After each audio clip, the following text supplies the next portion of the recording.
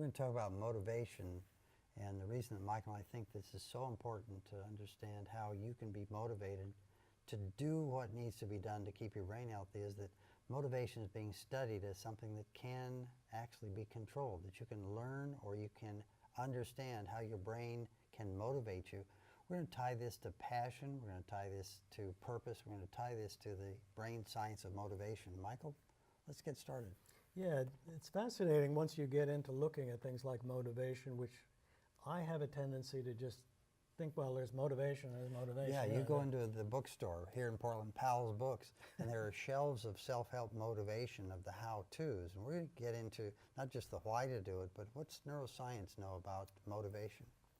Yeah, what I really want to focus on is the different types of motivation and how we want to get into it. There are all kinds of levels of motivation, and that's, sort of the higher our motivation is, the more we think you're actually going to do the work that we want to do. There's also, you have a different orientation to the motivation and what type is going on.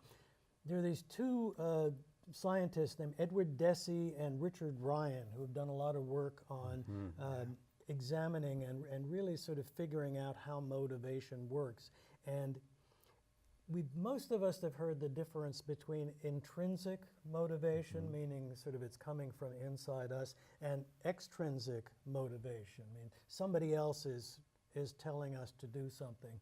And when we started out, we were thinking that what we needed to do was help people just get immediately to that intrinsic motivation, be intrinsically motivated to do the behavior change, to minimize your risk factors, maximize your protective factors. Turns out it's a little bit more complicated than that, and what I'm realizing now is that almost anybody who starts doing a brain health strategy that we may recommend for them is going to be motivated by an extrinsic motivator. It's going to be either themselves telling themselves, okay, I really got to do this because it's good for me. Right, but that type of I'm going to do it for an extrinsic reason could be a New Year's resolution, it could be a new grandchild. And what we recognized is that we've got to understand motivation on a sustainable basis, not just until the end of January or until that grandchild is so many years old. How do we get from external to internal? And one of the things that I think is useful is to think of motivation in a continuum. Exactly. So it's gradual. There is these gradual stages that you go through, and on the one end is what Deci and Ryan called amotivation. It's like no motivation just at all. add A to the... Yeah, it's like, when you add an A to something, it means you're not doing it at all. So it's lack of motivation. Lack of motivation. Then there are these steps that you can go through that go progressively from somebody outside is telling me to do it. Okay. I'm getting a little bit more used to it, so on. And finally, when you get to intrinsic motivation, a refinement of the definition of intrinsic motivation is that you are doing the activity because you find inherent joy and pleasure in the activity itself. Okay, and that's not something that happens suddenly. It isn't a switch or a pill or a thin book. It has to be done over time, and it's almost in a sense rewiring someone's brain by having them motivated internally. There is no magic number of days, weeks, or months, but it has to be a regular effort to rewire. Yeah, and we talk about people going through a mastery process in this, where you're going through, it's like an athlete training for an endurance run or something like that. Doesn't start out running 26 miles. You start out at a lower level, or anybody who is learning to play the violin. The first things you do are very sort of minimal, and then you go up the next step to competency and so on. Same thing with motivation, we're finding. So you might be told you really need to stop having that cheeseburger for lunch. You should have a salad. So you could say, okay, my wife says I have to have a salad for lunch. So That's extrinsic.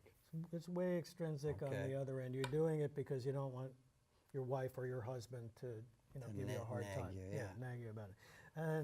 And then after a while, you're eating salads and you're thinking, she's right. It will be better for me, But then you're eating it not for the salad itself, but you're eating it because it's going to achieve a goal. You're looking at a further distance. If it's all extrinsic, you're looking at the cheeseburger you just didn't eat and saying it's just not fair. But once you're seeing that what you do today is for a reason in the future, that's that shift. It's a continuum to doing it because you realize that's the goal and the reason. Yeah, and that's perfect. We're not saying that these are bad motivators. Maybe the nagging is bad, but Okay. when you can see that there's a good goal that you want to achieve down the road, that's a fine motivator. But hopefully what happens is eventually when you're eating salads, you begin to learn how to make them a little bit more interesting, and you actually begin to enjoy it so it's not so terrible, and then you learn how to make your own salad dressings, and eventually you get to the point where you think, oh, it's lunchtime, I'm going to eat that salad because it feels, that's when it's intrinsic motivation. We try to find activities where the protective factors are embedded into the activity. So for example, if you need to do physical exercise and socialization, well, you could go to the gym, but if you find, working on a treadmill boring, a much better way might be to do social dancing, for example. Because that's a joyful thing to do. You love dancing. And oh, by the way, you're getting this wonderful workout. You're getting this, you're socializing, you're doing all of this stuff. One final point on motivation. If you're back at that amotivation, no motivation at all to do something, Desi and Ryan say that there are 3 aspects of why this happens that you have to have in place.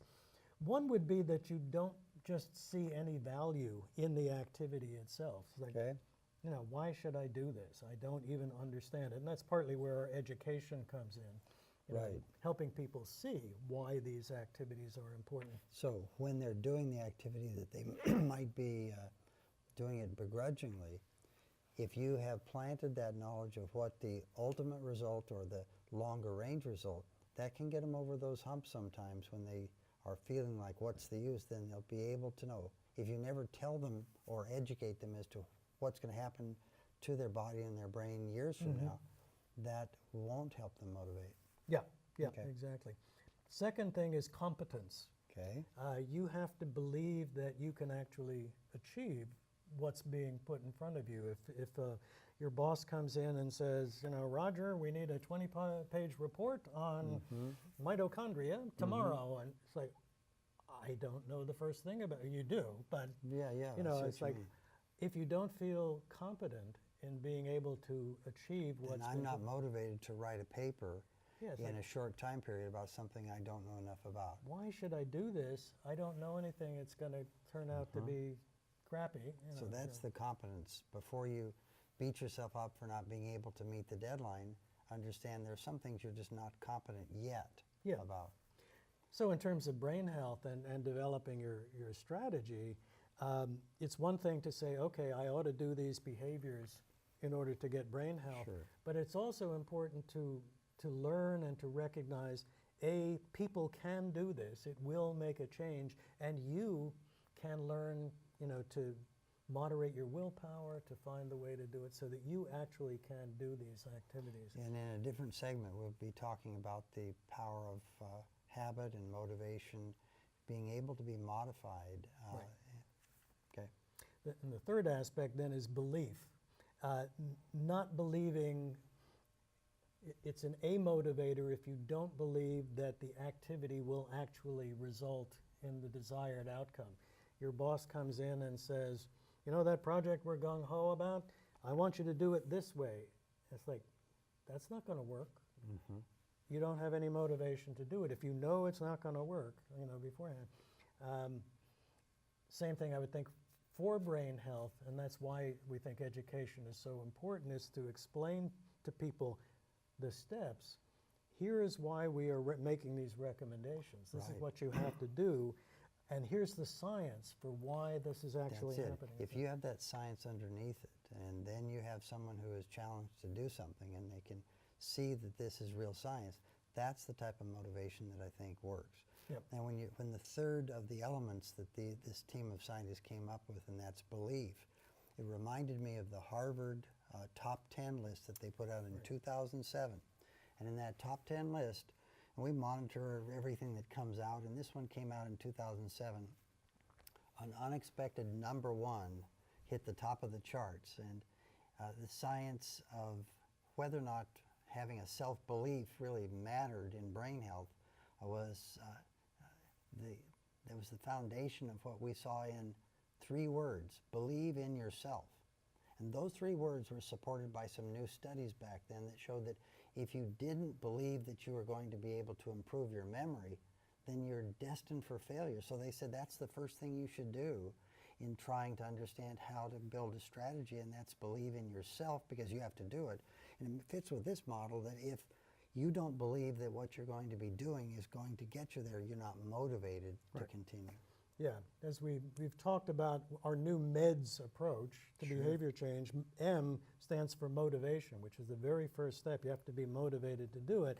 And now there's emerging science that we're beginning to get a handle on of here's how you can actually kind of step by step work your way through it. So. And understanding motivation is really important for so many things in this new world of science, because if you know the science, then you'll know that motivation is something that you can understand, and you'll hit speed bumps, you'll hit challenges, but you'll know how to get around them, find a way, and especially mature minds, they can create their own solutions to problems like never before.